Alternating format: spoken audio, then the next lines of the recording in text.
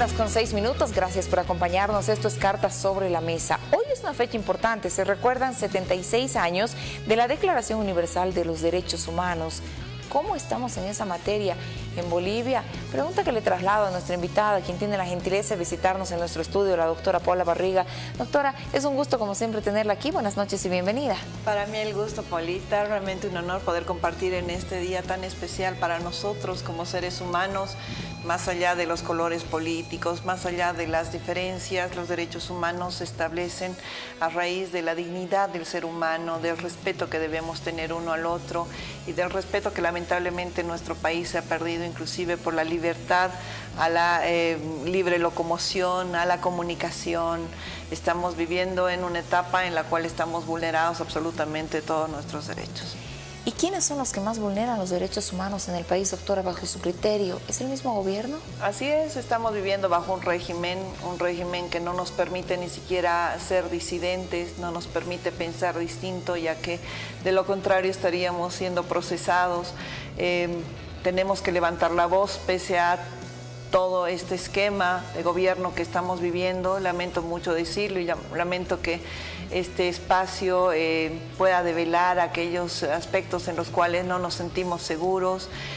Nosotros como abogados teníamos la libertad de poder justamente disentir en nuestras audiencias, etcétera, pero hemos visto inclusive la reclusión de colegas abogados por disentir, por pensar distinto. Entonces esto hace de que en nuestro país en estos últimos 18 años no hayamos recuperado una estabilidad en cuanto a nuestros derechos fundamentales como derechos humanos, como realmente el derecho a la vida.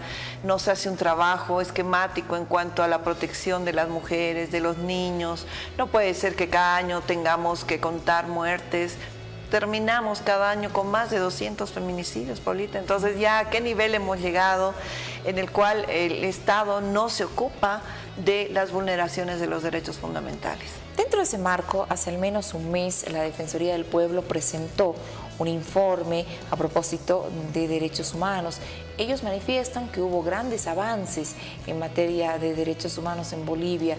¿Qué le dice usted este informe? ¿Qué le dice esta aseveración? Ellos dicen que han habido grandes avances.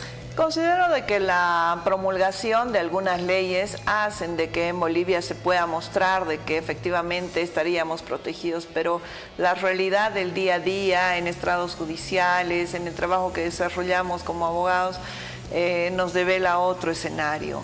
No puede ser que en las cárceles tengamos a más de 300 presos políticos, más de 45 militares, 16 generales, gente que toda su vida se ha preparado para ostentar un cargo y tener una jubilación feliz. Hoy día nos encontramos con personas recluidas, inocentes, en medio de criminales, de violadores, de asesinos, y ante una interrogante tan grande.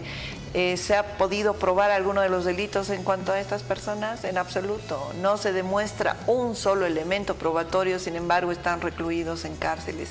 Esto devela de que en nuestro país no existe la libertad de expresión, no existe en los derechos fundamentales para las personas. Hemos retrocedido. Efectivamente, ante el desarrollo de los derechos humanos fundamentales, a la dignidad del ser humano, no puede ser de que estemos viviendo en la circunstancia en que estemos viviendo. En este sentido, la justicia se ha convertido en un brazo operativo del poder político para vulnerar también derechos humanos. Definitivamente la política ha ingresado y se ha insertado totalmente en la justicia. Ya en Bolivia no podemos hablar de justicia cuando nos encontramos frente a un caso como estos de los presos políticos, por ejemplo. No importa si es un abogado o somos 100 abogados, no importa. El tema es de que ellos tienen que permanecer recluidos hasta que este gobierno cambie. No podemos vivir bajo ese esquema. Existen leyes en nuestro país que deben ser respetadas, pero que lamentablemente no tenemos. El hecho de ingresar a una elección para nombrar a una persona que va a juzgar el día de mañana es absolutamente irrisorio entender de que la justicia pueda ser imparcial, porque si yo necesito de su voto mañana y el día de mañana usted necesita de mí, voy a tener que pagar la factura, porque eso va a corresponder. En ese sentido, justamente quería llegar a estas elecciones judiciales. Estamos a muy pocos días de asistir a las urnas, la mayoría de los bolivianos. Es también una vulneración a los derechos humanos tener que asistir a las urnas para elegir autoridades judiciales que la mayoría de ellas ni siquiera las conocemos. Efectivamente, imagínense nosotros que somos abogados, que todos los días estamos en juzgados, que todos los días conocemos por lo menos el nombre de alguno de ellos. ¿Qué va a pasar con la ciudadanía de a pie que no sabe por quién? Nosotros como abogados no sabemos. Imagínense el ciudadano de a pie. Es algo tan absurdo el habernos llevado a este sistema de votación para un magistrado no corresponde, no se realiza ni siquiera en el África.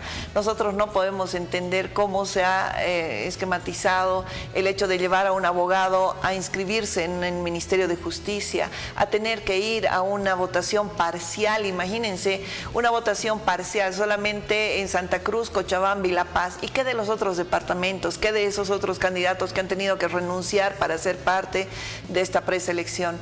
Es algo tan irrisorio, pero que en definitiva es una burla hacia la sociedad, porque la gestión que se viene en las elecciones nacionales, nos van a decir que se pasen al 2026 porque van a complementar seguramente esta elección judicial. El Tribunal Supremo Electoral solamente puede hacer una elección nacional una vez al año. Entonces, si a la siguiente gestión ellos quieren complementar esta elección judicial, van a patear la elección nacional hacia el 2026, que es lo que considero que es lo que están haciendo. Esta elección del 15 de diciembre realmente es nefasta, es ilegal, va contra todos los principios de una sociedad que está siendo vulnerada y obligada a tener que ir a votar, a tener que suscribir un voto que en definitiva no sabe ni por quién. Realmente es indignante entender que tengamos que ir a una votación por alguien que desconocemos. Inclusive a los candidatos les cohíben poder hacer su candidatura o mostrarse cómo son o quiénes son. Presentar un proyecto al menos. Exacto. Están prohibidos. Entonces, ¿de qué hablamos? ¿De qué elección hablamos? Es una vulneración total a nuestros derechos porque estamos obligados a hacer algo que no queremos, a algo que no conocemos, simplemente por satisfacer los deleites de quien nos ha inducido en esto, que era el exministro de Justicia, Héctor Arce, que él es el que ha creado un sistema que tendría que haber sido un ejemplo para Latinoamérica, pero que en definitiva ni siquiera en nuestro país puede ser aplicable. En este sentido, las elecciones judiciales se convierten en un gasto nada más de tiempo, de dinero, un pretexto para retrasar las elecciones nacionales. Y este domingo, ¿qué va a pasar si ganan los votos blancos, los votos nulos? ¿Será una manera de mostrar el descontento de la población, doctora?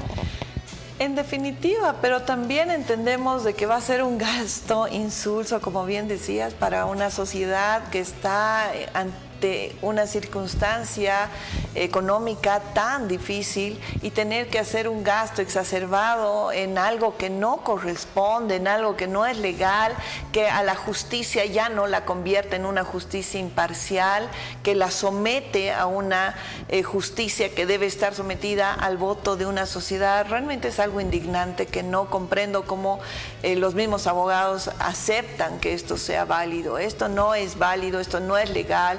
Y también debemos elevar nuestra voz para hacer conocer de que en realidad no estamos de acuerdo con lo que está ocurriendo.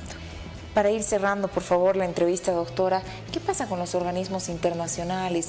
¿Habrá algo que se pueda hacer a ese nivel para realmente buscar ese cambio tan necesario en la justicia que se pide a gritos desde el mundo litigante, desde pequeños hasta grandes juicios, problemas que se tienen y que no son resueltos bajo ninguna circunstancia por la justicia con agilidad, transparencia, por ejemplo? Así es, la Constitución dice y establece que debe ser un proceso tratado, ¿no?, de manera objetiva, de manera pronta, oportuna, efectiva, pero lamentablemente no tenemos esos parámetros.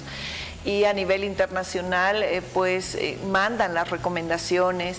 Hemos tenido el caso de la niña Patricia Flores, por ejemplo, que ha sido admitida en la CIDH, que obviamente ha generado las recomendaciones hacia Bolivia para otro tipo de casos de niños, pero lamentablemente no vemos respuesta, no vemos una correlación de que el Estado boliviano cumpla con esas recomendaciones. Entonces es llegar a un saco roto, simplemente es un esfuerzo el poder conseguir este tipo de resoluciones que puedan ser efectivas para una sociedad, pero que no nos dan una respuesta. Y esto es indignante porque necesitamos cambiar estas estructuras, necesitamos entender de que en Bolivia se requiere otro tipo de atención primaria, inmediata, y no la que tenemos. Estamos en un desbalance total en cuanto a la vulneración de nuestros propios derechos y que estemos obligados, toda una sociedad, a tener que ir el 15 de diciembre, por ejemplo, a votar. Es una vulneración porque nosotros no queremos hacerlo, no sabemos ni por quién hacerlo, pero lo tenemos que hacer porque estamos obligados. Es una vulneración a nuestros derechos. Bueno, una fecha en la que hay que reflexionar a propósito de este tema, sobre qué son los derechos humanos, sobre qué es lo que viene de aquí en adelante, sobre todo en el marco de la justicia en territorio nacional.